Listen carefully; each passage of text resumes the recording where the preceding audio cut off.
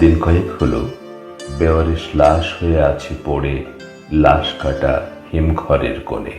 নম্বর নেই কোনো, বস্তার ট্যাগে লেখা আছে কেবল বেওয়ারিশ। ভাগ্যটা খুব ভালো, কারণ লেখা হয়নি লাওয়ারিশ বা অন্য কিছু। শুধু আমি নই, আরো অনেকে আছে ছড়িয়ে ছিটিয়ে আশপাশে। আমরা সবাই নাম ঠিকানা নম্বরবিহীন বেওয়ারিশ লাশ সভ্যতার খাতায়। কদিন আগের কথা, ছিলাম পড়ে পচা নর্দমার ধারে আধা জলে। বেঁচে থেকে পাইনি মাটি পানি, কত ভাগ্য আমার, লাশ হয়ে তবু পেলাম ওদের দেখা। তবে বড় জ্বালাতন হলাম শিয়াল কুকুরের টানা হেঁচড়ায়। তার আগে অমানুষ যোগ চুষেছে আমার তাজা রক্ত। পিঁপড়ারা দল বেঁধে হেঁটেছে গন্ধময় শরীরটায় রাজপথের মিছিলের মতো করে। কাকেরা টের পেলেও শকুনের কাছে যায়নি খবর এখনো। কি আশ্চর্য, শকুনের ঠুকরে খাওয়ার কথা ভাবছি কেন? একদল মানুষ শকুন জ্যান্ত আমাকে ঠুকরে ঠুকরে অবশেষে বুক ঝাঁঝরা করে বানিয়েছে বেওয়ারিশ লাশ। দিন কয়েক হলো পড়েছিলাম নর্দমার ধারে। যেদিন গুম হলাম কেউ জানে না সে কথা, কাক পক্ষীও না। কেবল নিশ্চিত অমাবস্যার রাত বলেছিল, খবর কি, যাও কোথায়? মুখ বাঁধা আমার সেদিনের বোবা আর্তনাদের সঙ্গী হয়েছিল সে। বাদুড়ের ডানা ঝাপটায় আতঙ্ক ধ্বনি বেজেছিল বাতাসের বুকে। বর্বর হায়ানার দলের তাতে কি? আর কতদিন এখানে এভাবে থাকতে হবে বেওয়ারিশ লাশ হয়ে সভ্যতার আড়ালে? ধিক এই মানব জনমের!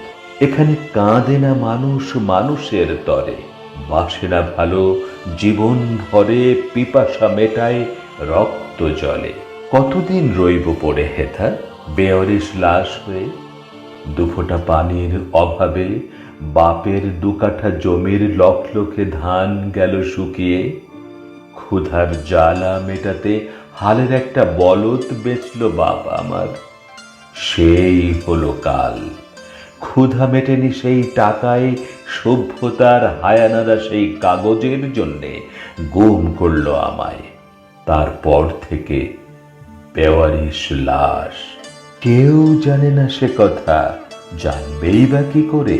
চারদিকে অমাবস্যার অন্ধকার। বাবা মাই খুঁজে ফেরে অজানার কাছে।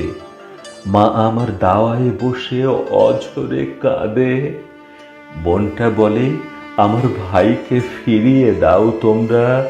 অবুঝ বোনটা কি জানে আর কোনো দিন ফিরবে না তাদের মাঝে?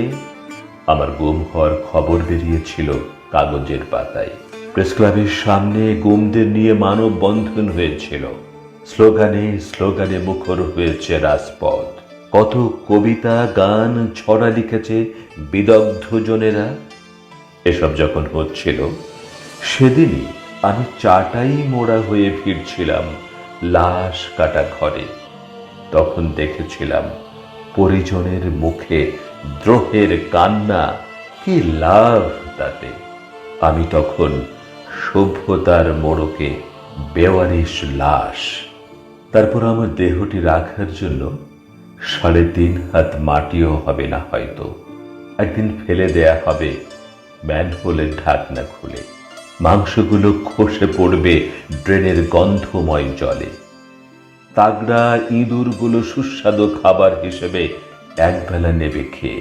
হাড়গুলো অন্ধকার ম্যানহোলে সৃষ্টি করবে জাদুঘরের বিচিত্র প্রদর্শনীর অপূর্ব আর্ট।